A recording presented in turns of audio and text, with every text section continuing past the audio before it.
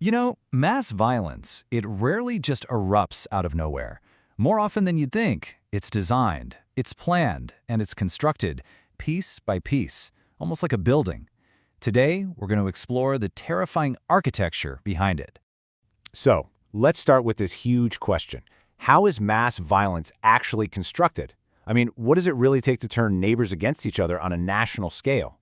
It's a heavy question for sure, but it's one we have to try and understand.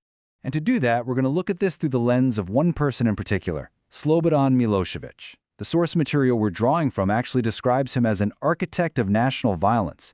And that specific metaphor of an architect with a plan is exactly what we're going to deconstruct today. Okay, so every building has to start with a blueprint, right? Well, in this tragic construction, the blueprint was a very specific and powerful ideology. That ideology is nationalism.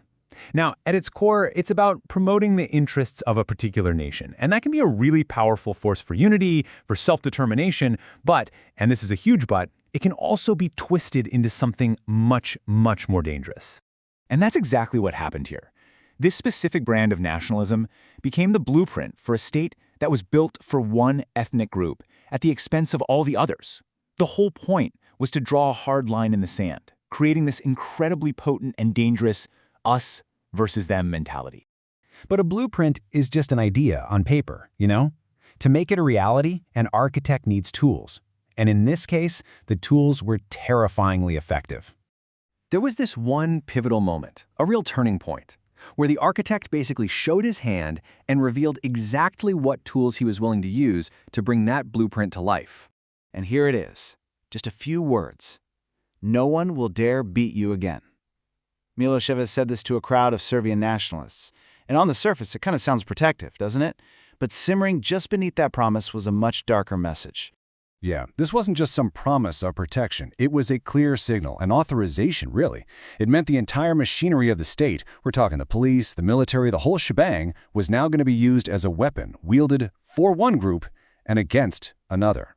And this is what we call state violence. It's when the very institutions that are supposed to protect all citizens are turned into instruments of harm against some of them. This is the tool that turns an ideological blueprint into physical destruction. So what happens when you combine an exclusionary blueprint with the powerful tools of the state?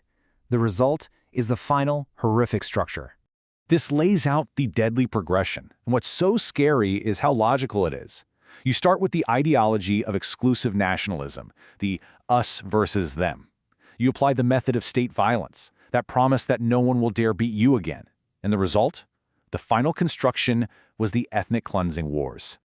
Ethnic cleansing. I mean, the term itself is just chilling. It's the systematic, violent, terror-driven removal of people simply because of who they are. It is the architectural blueprint made real in the most brutal way imaginable.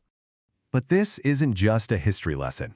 Understanding the architecture of this violence leaves a lasting legacy, and it gives us a framework for recognizing the warning signs.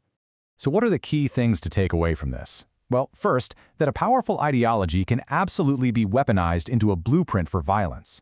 Second, a leader's words matter immensely. They can give permission for the state to be used as a tool of oppression.